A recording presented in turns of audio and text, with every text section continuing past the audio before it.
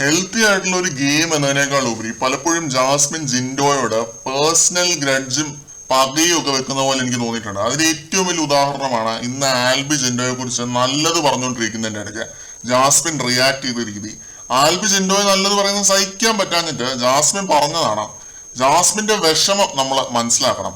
Jasmine പറഞ്ഞത് എന്താണെന്നുള്ളത് നമുക്ക് ആദ്യം പറയാം. ഇതൊക്കെ കേട്ട് എന്താണ് സത്യം എന്താണ് കള്ളം എന്ന് തിരിച്ചറിയാൻ പറ്റാതായ ജിൻഡോയ്ക്ക് പറയുകയാണ് ജാസ്മിൻ. ഒരു ഡയലോഗ് നടിക്കുകയാണ്. പിന്നെ അൻസിബയും പറഞ്ഞു ജിൻഡോ പറഞ്ഞുകൊണ്ടിരിക്കുകയാണെന്ന് പറഞ്ഞു. അത് ഫണ്ണായിട്ട് പറഞ്ഞതാണ്, അത് പോട്ടെ എന്ന് വെക്കാം. ജാസ്മിൻ പറഞ്ഞതാണ് ഇവിടുത്തെ പ്രശ്നം. എന്തൊരു ദുഷിച്ച തോട്ട് പ്രോസസ് ആണെന്ന് ഓർത്ത് നോക്കിയേ. പുറത്തുനിന്ന് വരുന്നവർക്ക് നല്ലത് പറയാൻ ജാസ്മിൻ അതിനകത്ത് ചെയ്ത ഒരു സൽപ്രവൃത്തിയെങ്കിലും പറഞ്ഞു തരാമോ? ഇതൊക്കെ പറയുമ്പോൾ ഓരോ ലേവന്മാര് വന്ന് കമന്റ് ഇടും, നീയൊക്കെ മുടിഞ്ഞു പോകണമെന്നൊക്കെ പറഞ്ഞിട്ട് അതൊന്നും എന്റെ രോമത്തിൽ പോലും തൊടില്ല എന്ന് എനിക്ക് നല്ല വിശ്വാസമുണ്ട്. നിന്റെയൊക്കെ വിശ്വാസം നിന്നെയൊക്കെ രക്ഷിക്കട്ടെ. ജാസ്മിൻ ഫാൻ ആണെന്ന് പറഞ്ഞ ആര് ഇതിന്റെ കമന്റ്സിൽ വന്നാലും നല്ല പൊങ്കാല ഇട്ടിരിക്കും. ജിൻഡോയുടെ കാലൊടിയാൻ വേണ്ടി പ്രാർത്ഥിക്കുമെന്ന് പറഞ്ഞവന്മാരുടെ നിലവാരം ഊഹിക്കാവുന്നതേ ഉള്ളൂ.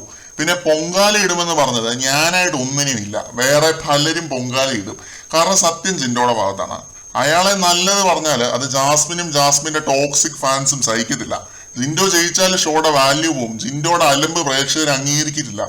ഇതൊക്കെ പറഞ്ഞിരുന്ന് ജാസ്മിന് കരയാം, അതേ പറ്റത്തുള്ളൂ.